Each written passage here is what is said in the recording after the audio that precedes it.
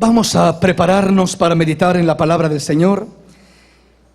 Leemos lo que dice la Escritura. Puede tomar su asiento y vamos a leerla de esta manera. Vamos a internarnos en la Escritura y vamos a meditar en lo que dice la palabra. Oiga bien lo que dice la Escritura. Zacarías capítulo 4 versículos 5 al 10. Dice la palabra del Señor de la siguiente manera: en el nombre precioso de Cristo Jesús. Y el ángel que hablaba conmigo respondió y me dijo: ¿no sabes qué es esto? Y dije: no, Señor mío. Entonces respondió y me habló diciendo: esta es palabra del Señor a Zorobabel, que dice: no con ejército ni con fuerza, sino con mi espíritu, ha dicho el Señor de los ejércitos. ¿Quién eres tú, oh gran monte? Delante de Zorobabel será reducido a llanura. Él sacará la primera piedra con aclamaciones de gracia, gracia a ella. Vino palabra del Señor a mí diciendo: las manos de Zorobabel echarán el cimiento de esta casa, y sus manos la acabarán, y conoceréis que el Señor de los ejércitos me envió a vosotros. Porque los que menosprecian el día de las pequeñeces se alegrarán y verán la plomada en la mano de Zorobabel. Estos 7 son los ojos del Señor que recorren toda la tierra. Pasemos y veamos lo que dice la palabra. Esdras capítulo 3. No pierda ese pasaje, que regresaremos ahí, pero avancemos y veamos qué dice la palabra en Esdras capítulo 3. Centrémonos directamente en lo que dice el versículo 12. Y muchos de los sacerdotes, de los levitas y de los jefes de casas paternas, ancianos que habían visto la casa primera, viendo echar los cimientos de esta casa, lloraban en alta voz, mientras muchos otros daban grandes gritos de alegría. Pasemos ahora a Ageo capítulo 2, versículo 1 en adelante. En el mes séptimo, a los 21 días del mes, vino palabra del Señor por medio del profeta Ageo diciendo: habla ahora a Zorobabel, hijo de Salatiel, gobernador de Judá, y a Josué, hijo de Josadac, sumo sacerdote, y al resto del pueblo diciendo: ¿quién ha quedado entre vosotros que haya visto esta casa en su gloria primera? ¿Y cómo la veis ahora? ¿No es ella como nada delante de vuestros ojos?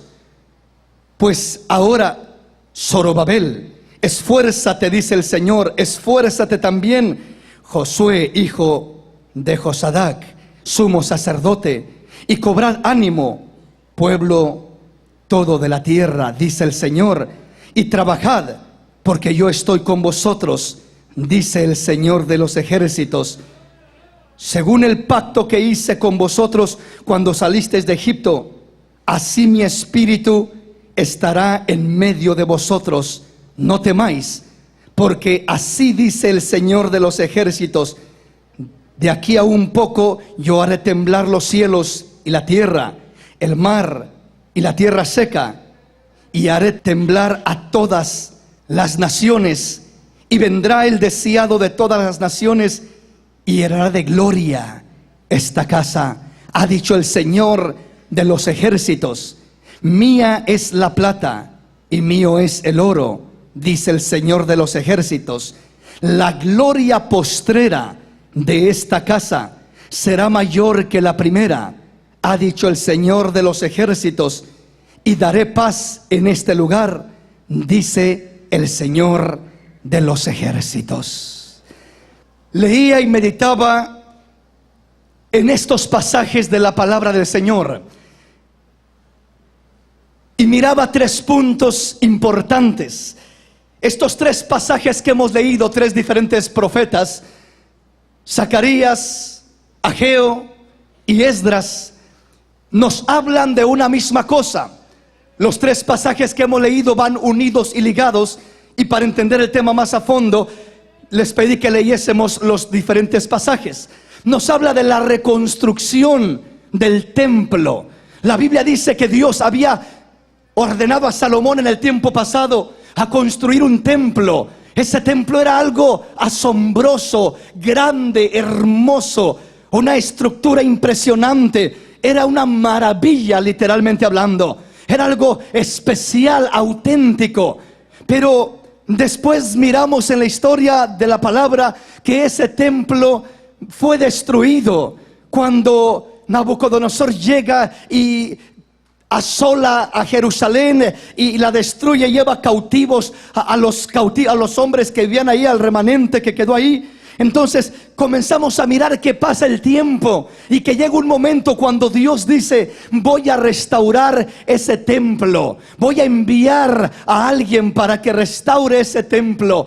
Y viene el tiempo cuando viene la palabra de Dios a Zorobabel diciéndole: esfuérzate, porque tú serás un instrumento en mis manos para reconstruir, para levantar ese templo, aleluya, para hacer algo grande y maravilloso. Y entonces leemos lo que decía Zacarías cuando Dios está hablando a Zacarías. Dice la palabra del Señor una vez más en el versículo 6: entonces respondió y me habló diciendo: esta es palabra del Señor a Zorobabel, que dice: no con ejército ni con fuerza, sino con mi espíritu, ha dicho el Señor de los ejércitos. Y hay 3 puntos que quiero compartir con usted en esta mañana. 3 puntos que veo resaltar en estos pasajes. El primer punto es hablar del espíritu. El segundo punto es hablar de cosas pequeñas.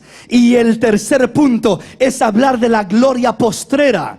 Primeramente miramos que aquí en el versículo 6 Dios le habla a Zorobabel y le dice: esta es palabra del Señor a Zorobabel, que dice: no con ejército ni con fuerza, sino con mi espíritu, ha dicho el Señor de los ejércitos. O sea, Dios está queriendo usar a Zorobabel para hacer una obra, pero esa obra parecía imposible. Esa obra parecía que no habría hombre que tendría la capacidad para realizarla. Había tanta oposición. El libro de Esdras nos detalla cómo había tantos hombres que se mofaban y que decían: estos nunca construirán esa ciudad. Si una zorra pasa por ahí, va a tumbarle su muro. Había personajes como Tobías y otros más que se oponían fuertemente a aquellos que estaban tratando de levantar la obra, y que decían: esos impotentes judíos, ese remanente tan pequeño, ¿qué va a andar pudiendo hacer? ¿Qué va a andar pudiendo lograr? ¿Qué va a andar pudiendo reconstruir, restaurar el templo que están queriendo levantar? En este caso primero fue la muralla, después fue el templo de Jerusalén. En lo que es Esdras nos habla más directamente. Esdras y Nehemías se centraron en restaurar la muralla que cubría aquella ciudad. Después comenzaron a restaurar el templo, como nos dice la palabra del Señor acerca de Zorobabel en este pasaje. Pero ¿qué es lo que yo veo primeramente? Veo esto, hermanos, cuando miramos el templo primero era impresionante, era algo muy especial, era algo muy glorioso. Ahora lo que estos judíos estaban queriendo hacer parecía que era algo insignificante. ¿Qué están queriendo hacer estos hombres? No es como nada lo que están queriendo hacer, no es algo insignificante. O sea, no tenía comparación al templo pasado. Pero dice la palabra que Dios le dijo a Zorobabel: esfuérzate, porque yo voy a construir, a reconstruir, a levantar ese templo. Yo quiero decirte, mi hermano, yo creo con todo mi corazón lo que dijo el Señor cuando habló y les dijo a los judíos: si ustedes destruyen este templo, y yo les prometo que en 3 días lo vuelvo a levantar. La palabra dice que los judíos lo quisieron apedrear y dijeron: tantos años tardamos en reconstruir o en levantar este templo, y tú dices que en 3 días lo puedes levantar. Blasfema, dices, blasfemas contra el templo. Pero el Señor no estaba hablando de levantar ese templo literal de piedra. El Señor estaba diciendo: si ustedes destruyen ese templo literal, yo voy a levantar un nuevo templo. Será el cuerpo del hombre. Este cuerpo será el templo y la morada del Espíritu Santo de Dios, del del Dios viviente. Habitará Dios en nuevo templo, en un templo no hecho por manos de hombre, en el corazón del hombre. Entonces Dios está hablando no de restaurar un templo literal, hablando de Cristo Jesús. No estaba hablando de restaurar el templo literal, sino el templo espiritual, que era su cuerpo, su morada, donde habitaría la gloria de Dios. Pues quiero decirle, mi hermano, de igual manera en este tiempo para nosotros, y yo creo que como le dijo Dios a Zorobabel, esfuérzate, hay que restaurar el templo, hay que levantar ese templo, hay que hacer algo especial. Y yo creo que Dios ahora no quiere levantar ya templos de piedra, quiere levantar templos del Espíritu, vidas cambiadas y transformadas, vidas renovadas por el Espíritu de Dios, por el poder de Dios, por la gloria de Dios. Hay algo especial que Dios quiere hacer en cada vida, en cada corazón. No ya algo literal en templos de piedra, sino algo espiritual en nuestra vida. Ahora, esta obra, la obra de Dios, tiene oposiciones. Esta obra que Zorobabel estaba queriendo hacer no era una obra suya,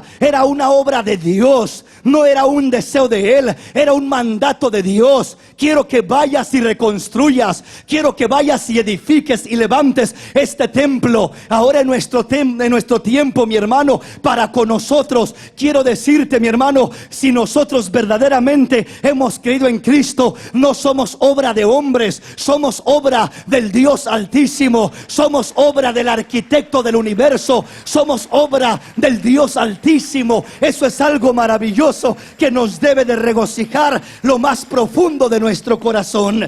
¿Por qué razón? Porque si eres obra de Dios, debes de saber que Dios estará trabajando en tu vida. Y aunque hay 1000 oposiciones, y aunque hay 1000 estorbos, y aunque hay 1000 montañas que se paran delante de ti, aún así eres obra de Dios. Y la Biblia dice que mayor es aquel que está en nosotros que aquel que está en el mundo, para darnos esa victoria, para realizar su obra, su deseo, su propósito en nuestra vida. Aleluya.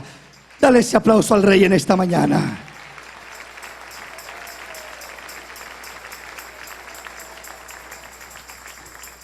Internémonos en el tema. Primer punto. Dice Dios a Zorobabel: esta obra que voy a levantar, te tiene que quedar bien clara una cosa, Zorobabel. No es con espada, no es con ejército, no es con fuerza humana, no es con capacidades o virtudes humanas, sino con mi Santo Espíritu, ha dicho el Señor.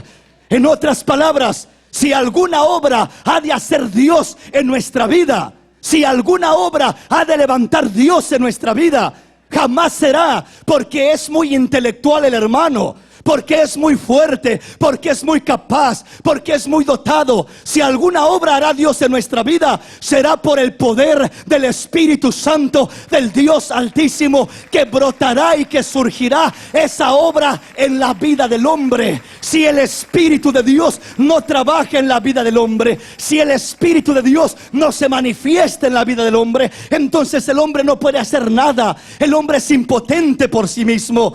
Pero cuando hablamos del Espíritu, estamos hablando de su obra, de su trabajo en nosotros, de lo que Él hace en nosotros. Ahora, sigamos leyendo lo que dice la palabra. Y dice el versículo 7: ¿quién eres tú, oh gran monte? Delante de Zorobabel será reducido a llanura. Él sacará la primera piedra con aclamaciones de gracia, gracia a ella. ¿quién eres tú, oh gran monte? Delante de Zorobabel será reducido a llanura. Lo primero que dice: hay una oposición tremenda, hay un estorbo terrible, hay algo que está impidiendo, hay gente, hay influencias en nuestro tiempo que están impidiendo que se realice una obra perfecta, una obra real en nuestras vidas, mis hermanos. Hay oposiciones. Muchas veces creemos que no podemos servir al Señor porque miramos montañas a nuestro alrededor, miramos estorbos en nuestro camino.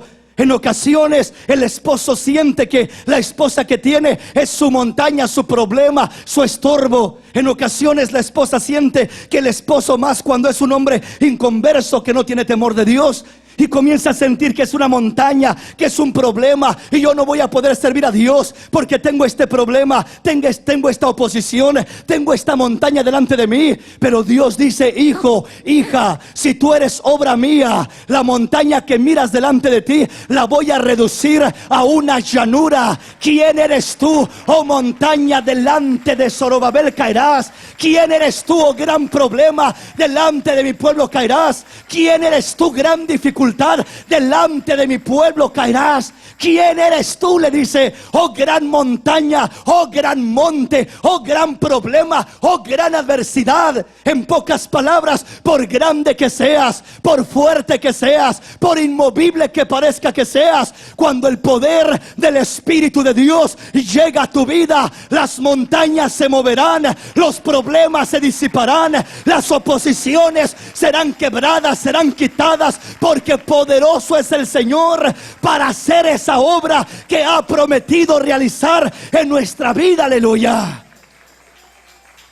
Meditemos, hermanos, cuáles son los estorbos que nos impiden servir a Dios. ¿Por qué no servimos muchas veces a Dios con libertad? Si nos ponemos a meditar, hay montañas, hay estorbos, hay oposiciones. El que tú seas obra de Dios no significa que estarás exento de oposiciones y rivalidades. Al contrario, entre más Dios está queriendo pulir su obra en tu vida, más mirarás estorbos, más mirarás oposiciones, más mirarás que se levantan por aquí y se levantan por allá. Pero la palabra dice: caerán a mi lado 1000 y 10,000 a mi diestra, pero a mí no llegarán, porque he puesto al Altísimo por mi esperanza, por mi habitación. He puesto mi confianza en Dios. He puesto mi confianza en Dios. Entonces, en otras palabras, no hay problema demasiado grande, no hay dificultad demasiado fuerte, no hay montaña que no se pueda mover. ¿Quién eres tú, oh gran monte? Delante de Zorobabel será reducido a llanura. Usted recuerda precisamente lo que venía predicando Juan el Bautista cuando venía diciendo: arrepentíos porque el reino de los cielos se ha acercado. Él venía diciendo: toda montaña bájese, todo collado levántese, emparéjese todo lugar, para que reciban al Señor, al Dios de los cielos, a Cristo Jesús. Aleluya. Quiero decirte, cuando Cristo aparece, cuando su gloria aparece, cuando su Espíritu aparece, toda montaña se baja, todo valle se levanta, toda altivez tiene que bajar a los pies del Señor. Toda inferioridad tiene que levantarse y tiene que emparejarse tu vida. Tiene que mantenerse de una manera que le sirva a Dios con libertad y con gozo. Entonces, hermano, cuando miras delante de ti esa montaña, ese gran problema, esa gran oposición, esa situación que sientes que no puedes vencer, recuerda esto: primer fundamento para que puedas ser reconstruido, reparado, bendecido por Dios, no es con espada, no es con ejército, es con mi Santo Espíritu. En ocasiones nos cansamos, nos fatigamos, nos frustramos porque tratamos y no podemos, impulsamos y no logramos, porque lo queremos hacer con nuestra fuerza, nuestra inteligencia, nuestro buen sentir. Es que mi deseo era bueno, mi intención era buena, pero las cosas no salieron como era mi intención, porque la intención no es suficiente. Tus buenas intenciones te fallarán y te dejarán a medio camino. Tus buenos deseos fracasarán, pero cuando es el poder del Espíritu Santo de Dios, nada ni nadie podrá detener esa obra maravillosa que Dios está queriendo realizar en tu vida. Nada ni nadie podrá detener esa obra preciosa que el Rey de los cielos quiere hacer en tu vida. Entonces, cuando veas ese problema delante de ti, tienes que pararte firme y tienes que ser fuerte y valiente, como dijo Dios a Josué y a Zorobabel. Les dice: no temas, esfuércense, caminen, marchen, porque yo voy a quitar la montaña delante de ustedes, voy a quitar la oposición, voy a quitar el obstáculo y les voy a dar triunfos y victorias como no se imaginan, porque no es con espada ni con ejército, sino con mi Santo Espíritu, ha dicho el Señor. Aleluya. Vamos a adentrarnos en el tema. Vea lo que sigue diciendo. ¿Quién eres tú, oh gran monte? Delante de Zorobabel será reducido a llanura. Él sacará la primera piedra con aclamaciones de gracia. Gracia a ella.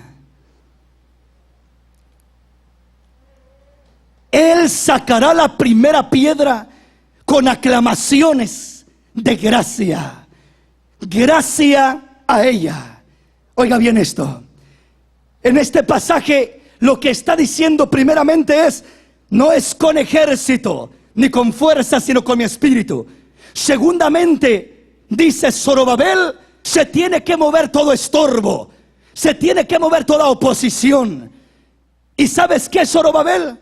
Vas a sacar la primera piedra con aclamaciones de gracia. Gracia a ella. Cuando dice vas a sacar, está hablando de que Zorobabel era el pionero, era el fundador, o mejor dicho, el que iba a poner la piedra principal, la primera piedra en aquel templo. Iba a ser el instrumento que Dios usaría para venir y poner aquella piedra, aquel principal cimiento, aquel fundamento donde reposaría todo el edificio. Ese fundamento sólido, ¿sabe qué representa ese fundamento? Esa piedra angular, esa primera piedra. La Biblia dice en Efesios 2:20: edificaos sobre el fundamento de apóstoles y profetas, siendo la principal piedra del ángulo Jesucristo mismo. Cristo Jesús es esa piedra angular, es esa primera piedra, es lo que sostiene el templo, es lo que sostiene el fundamento. Cristo Jesús es el cimiento de nuestra vida. Le está diciendo Dios a Zorobabel: ¿sabes qué? Zorobabel, pon esa piedra, saca esa piedra y ponla en el cimiento. ¿Sabes qué? Si pones esa piedra, vas a edificar algo sólido. Y ahora el Señor nos dice: hijo, si tu vida está fundada sobre esa piedra, sobre esa roca, si tu vida está sentada sobre el autor y consumador de tu fe va a permanecer a pesar de lo que venga, a pesar de lo que haya, a pesar de lo que pases. Tu fe va a permanecer firme. Solamente asegúrate de que esa piedra del ángulo, esa primera piedra, esté sosteniendo tu vida. Que tu vida no esté anclada sobre una casa, no esté sostenida sobre un buen trabajo, no esté sostenida sobre un buen carro, no esté sostenida sobre las grandes fuerzas físicas que tienes, porque todo eso te puede dejar a medio camino. La salud falla, hermanos, de un momento a otro. Las fuerzas se acaban, la casa se pierde, el carro se desvanece, todo se pierde. Pero cuando tú tienes la piedra del ángulo debajo de ti, estás parado en ella, te está sosteniendo la roca, ahí no caerás, ahí te mantendrás firme, seguirás caminando, porque dirás: con esto o sin esto, todavía alabaré al Señor. Desnudo o vestido, alabaré al Señor. Con comida o sin comida, alabaré al Señor. Nada traje a este mundo y nada me llevo, que sea el nombre del Señor glorificado. Tendrás libertad para alabar al Rey con todo el corazón. Dale un aplauso al Rey.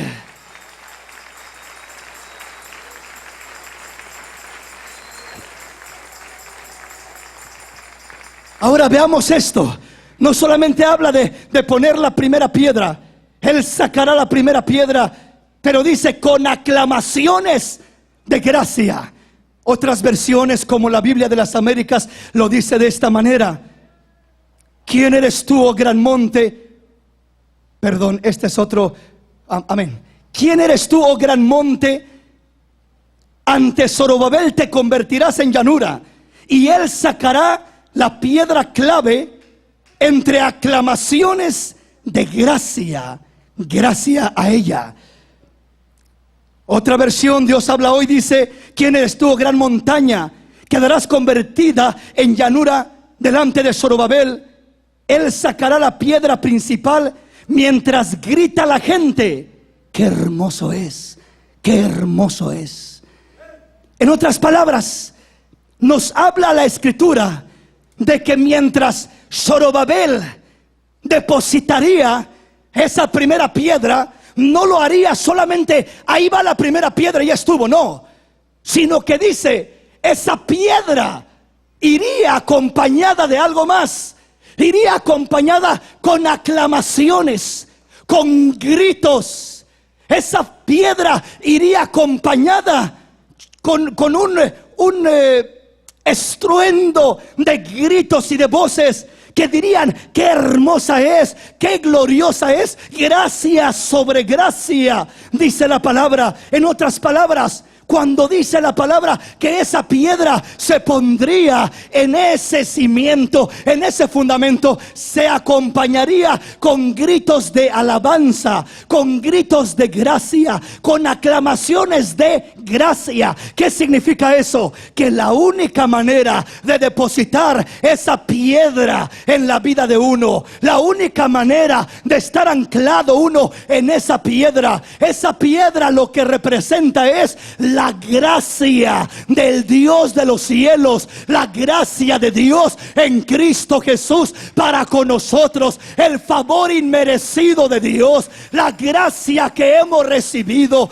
la gracia que ha descendido del cielo, la gracia que nos ha fundamentado en Cristo, la gracia que es el cimiento del cristiano.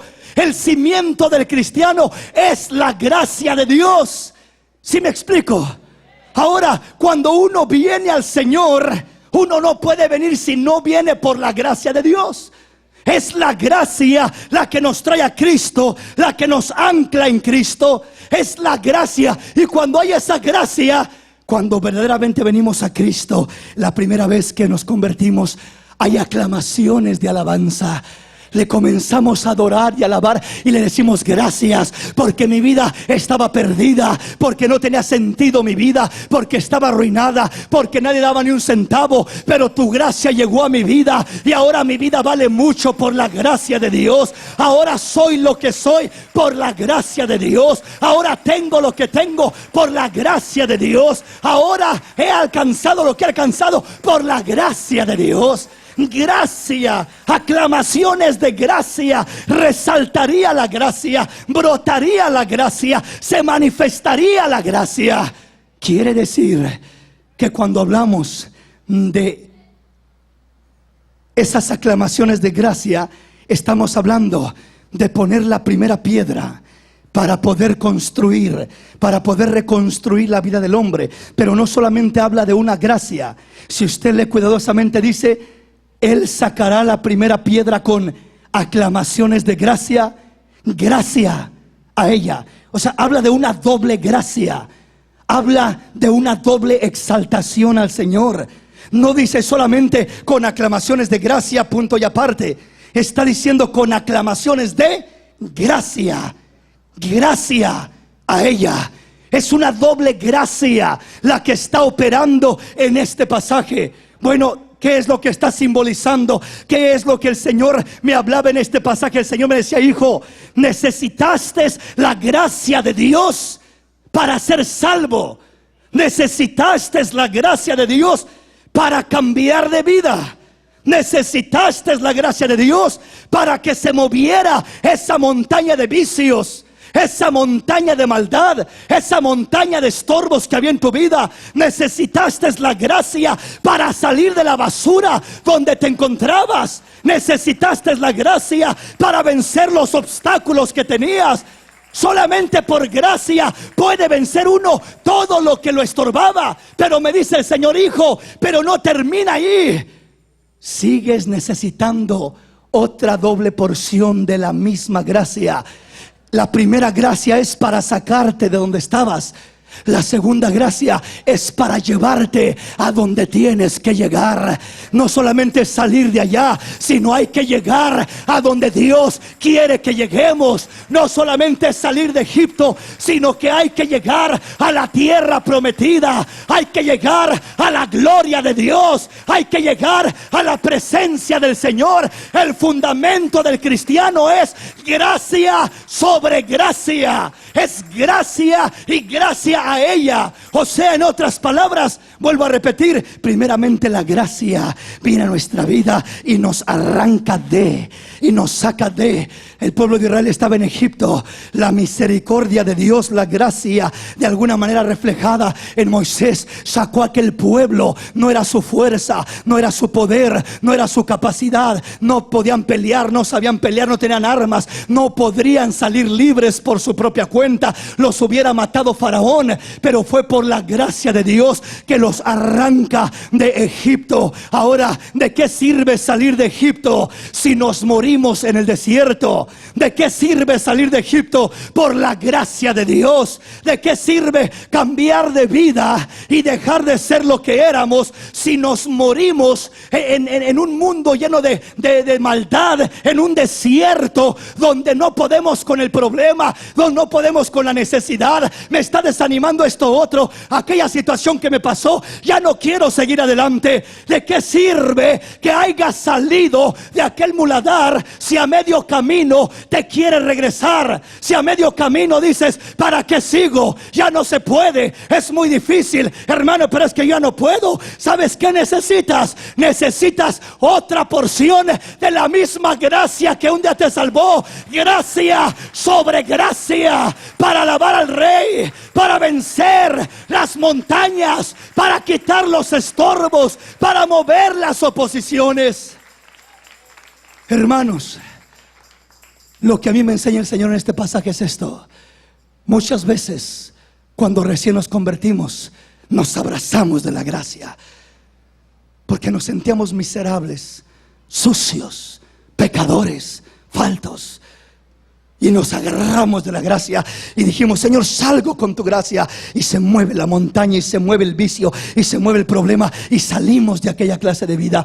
Pero muchas veces, ya estando en el camino del Señor, nos confiamos y dejamos la gracia a un lado.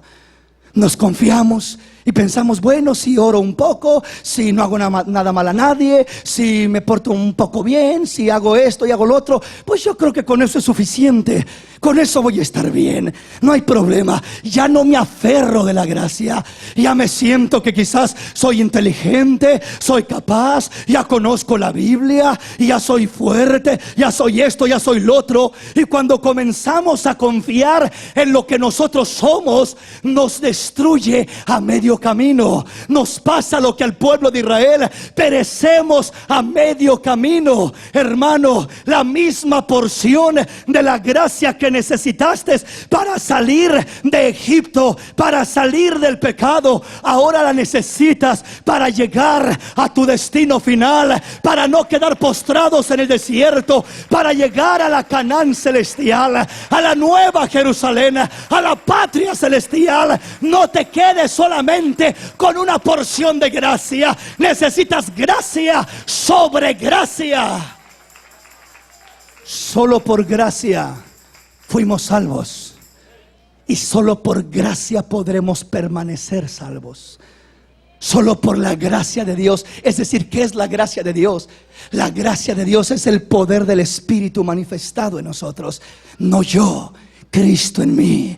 No con espada, no con ejército, no con fuerza, sino con mi Santo Espíritu, ha dicho el Señor. Depende de su Espíritu, depende de su gracia, depende de su bondad. Gracia sobre gracia es lo que todo cristiano necesita. No una gracia, sino una doble porción. Una para salir de y otra para llegar a. ¿Sí me explico? Si yo no tengo una doble porción, saldré de. Pero una vez que salgo digo, ¿y ahora qué hago? Yo no puedo, es muy difícil. Tanto problema, tanta tentación, tanta oposición, tanta situación difícil. No puedo contra todo esto. Nunca has podido y nunca podrás.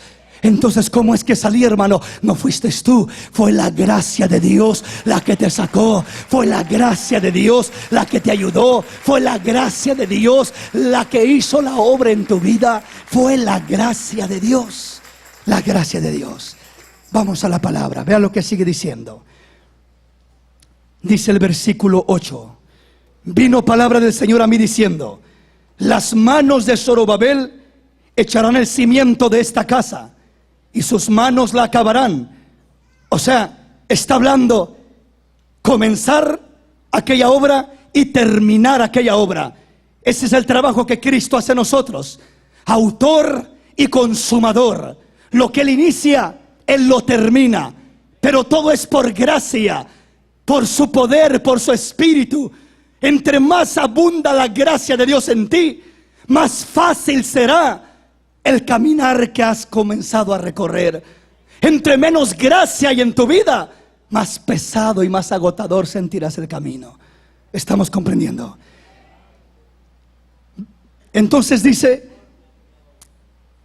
las manos, el versículo 9: las manos de Zorobabel echarán el cimiento de esta casa, y sus manos la acabarán, y conocerás que el Señor de los ejércitos me envió a vosotros. Versículo 10: porque los que menospreciaron el día de las pequeñeces se alegrarán y verán la plomada en la mano de Zorobabel. Estos 7 son los ojos del Señor que recorren toda la tierra. Termina diciendo: porque los que menospreciaron el día de las pequeñeces se alegrarán y verán la plomada en la mano de Zorobabel. Porque los que menospreciaron las pequeñeces se alegrarán un día. Los que menospreciaron las pequeñeces, ¿de qué está hablando? Recuerda lo que leímos en Esdras capítulo 3 versículo 12. Dice que cuando se echaba el cimiento, los ancianos lloraban, pero los jóvenes gritaban con alegría.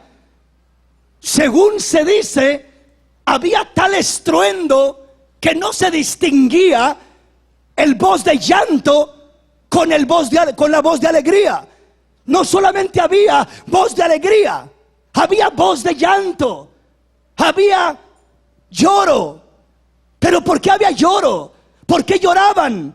Los sacerdotes que habían mirado la primera casa, cuando miraron que se echaban los cimientos de esta segunda, lloraban. Y la pregunta es, ¿por qué lloraban? Los jóvenes que no habían mirado la primera casa, esos saltaban de alegría y de gozo. Había una confusión lo que había cuando se echaron los cimientos de esta casa. Unos gritando de alegría, los jóvenes, y los ancianos que habían visto la primera casa llorando de tristeza, llorando. ¿Por qué lloraban? Según este pasaje nos dice que menospreciaban el día de las pequeñeces. Según Ageo capítulo 2 nos dice: ¿has visto esta casa? ¿Qué acaso no es como nada para ustedes ahora? ¿No ven esta casa como cualquier cosa? ¿No la ven acaso como algo insignificante? ¿Por qué lloraban los sacerdotes? ¿Por qué lloraban aquellos hombres ancianos que habían mirado la primera casa? Porque miraban esta y decían: esto no es nada a comparación de lo que teníamos. ¡Qué tremendo! Lloraban de tristeza, lloraban porque estaban mirando algo inferior a lo que ellos habían mirado. Por eso aquí dice: no menospreciéis el día de las pequeñeces. Por eso Ageo dice: ¿qué es esta casa para ustedes ahorita? ¿No es como nada delante de vuestros ojos? Pues quiero decirles que mayor será la gloria postrera que la gloria primera. De estas pequeñeces haré cosas grandes, haré cosas maravillosas, haré cosas preciosas, haré cosas grandes y especiales. De las pequeñeces. Entonces quiero decirle, ¿qué son las pequeñeces? ¿Por qué nos habla de las pequeñeces? Porque hay veces, hermano, que lo que tenemos o lo que estaban mirando aquí en esta casa, la nueva casa, se miraba como una pequeñez a comparación del grande templo de Salomón. No se igualaba, no se comparaba. Ahora, ¿qué quiere decir eso, hermanos? Estos sacerdotes que habían mirado la casa en su estado primero, la primera casa que edificó Salomón, la menospreciaban y decían: esto es como nada. Si hubieran visto la casa de Salomón, si hubieran visto el templo antiguo, si hubieran visto cómo estaba antes. Y estos jóvenes que no habían mirado nada, estos se gozaban porque nunca habían mirado algo así, y alababan a Dios con gritos de aclamación y con grandes estruendos. ¿Qué le quiero decir con esto, hermanos? Oiga bien esto. Muchas veces Dios nos permite tener abundancia, y muchas veces Dios permite que pasemos por escasez. Muchas veces Dios nos permite tener un gran trabajo, una hermosa y grande casa, pero hay veces que perdemos eso, se desvanece de nuestras manos. ¿Cuánta gente no perdió casas en estos últimos años y se sintieron que se quedaron como en la calle, como si nada? Y ahora muchos tuvieron que moverse a un apartamentito, a un lugar más reducido, a un lugar más pequeño. Muchos perdieron su gran trabajo que tenían y ahora pues se conforman con cualquier cosa con tal que sea trabajo, con tal que haya algo. Esa es la realidad. Y muchas veces podemos quejarnos por esto que tengo, porque recuerdo y digo: el trabajo que tenía era mejor, la casa que tenía era mejor, aquello que tenía antes era superior. Y en veces menospreciamos esto que se mira insignificante, esto que se mira pequeño, porque lo comparamos con lo que teníamos antes. Dice el Señor: hijo, no vivas de un pasado perdido. No quieras estar lamentándote, porque si vives lamentándote por lo que tenías, despreciarás lo que ahora tienes. Ese no es el deseo de Dios.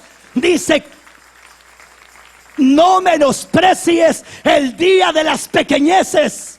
Hermano, pero es que es la verdad. Lo que ahora tengo es mucho más pequeño que lo que antes tenía. Sí, pero la felicidad, la bendición de Dios no se encuentra solamente en lo grande o en lo abundante. Dios dice: será mayor la gloria postrera que la primera. Será más la bendición que tengo para ti a través de lo pequeño que de lo grande que tenías. La gloria postrera será mayor que la primera. Aleluya.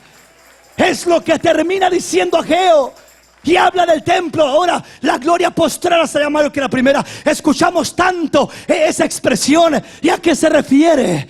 El Señor me decía: hijo, la verdadera gloria postrera, que es mayor que la primera, no era solamente hablar del templo de Salomón y que este otro templo de Zorobabel sería mayor, sino que dice, anuncia el deseado de las naciones. Vendrá el deseado de las naciones y llenará de gloria esta casa, llenará de gloria este lugar, llenará de gloria este templo, llenará de gloria esta habitación.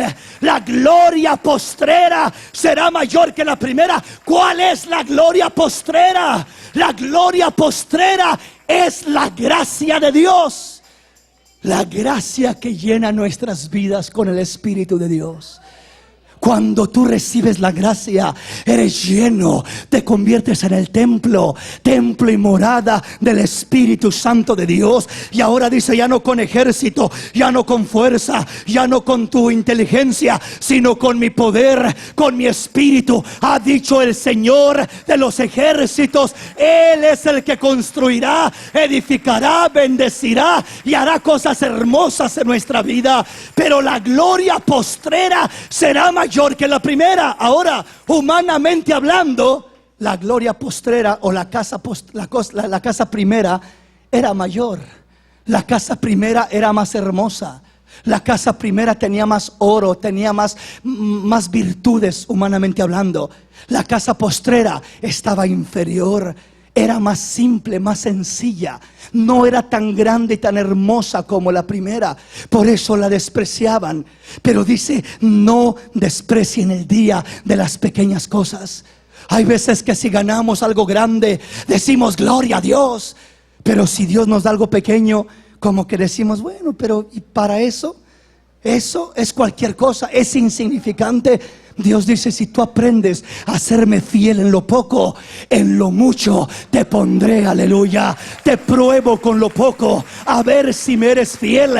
Y si me eres fiel en lo poco, en lo mucho te pondré. Quiero mirar qué haces con lo poco. Quiero mirar qué haces en el día de las pequeñeces. Quiero mirar si me alabas igual cuando hay abundancia que cuando hay escasez.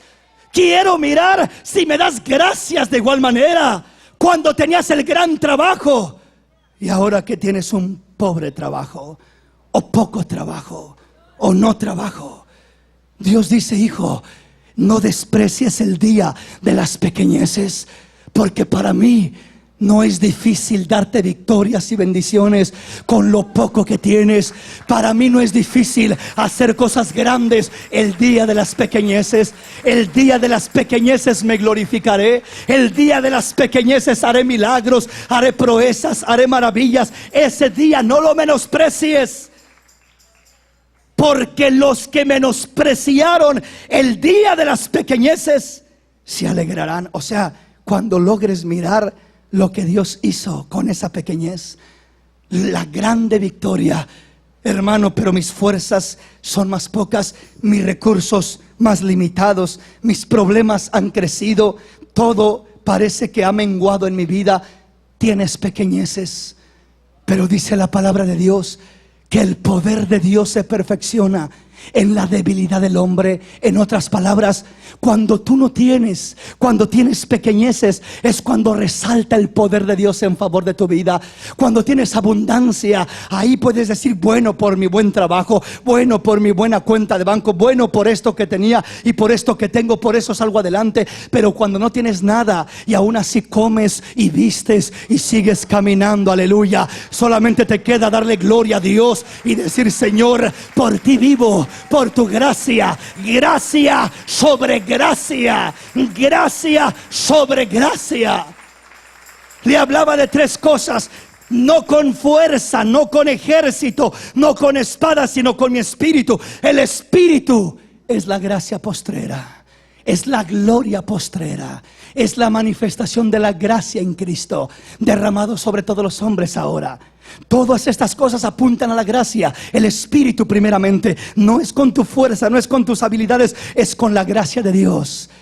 Segundamente, nos habla de las pequeñeces. No desprecies las pequeñeces, porque aún en las pequeñeces la gracia abunda. Mi gracia se perfecciona en tu debilidad. Cuando eres más débil serás fuerte. Cuando ya no puedes más, saldrás adelante y no podrás jactarte diciendo, mi fuerza me sacó, mi sabiduría me sacó, mi habilidad me sacó, mi amigo me sacó. Hay veces que hasta Dios permite que el amigo te dé la espalda, para que cuando Dios te saque del problema, no le des la gloria al amigo, le des la gloria al Rey de los cielos y digas, Él y solamente Él, y si no ha sido por Él no hubiera podido salir. La gloria es para el Rey, la gloria es para el que vive, aleluya.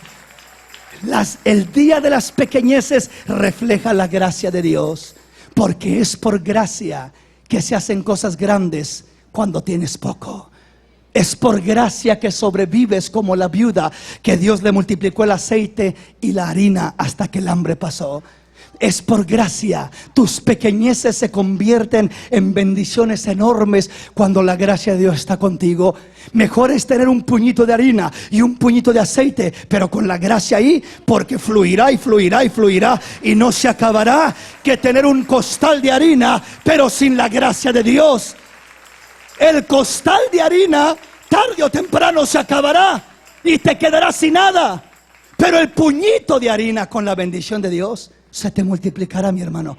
No desprecies las pequeñeces, no desprecies el día de las pequeñeces, porque allí está sentada la gracia de Dios. Por eso es gracia sobre gracia. Tú sacarás la primera piedra, Zorobabel, y lo harás con aclamaciones de gracia. Gracia a ella.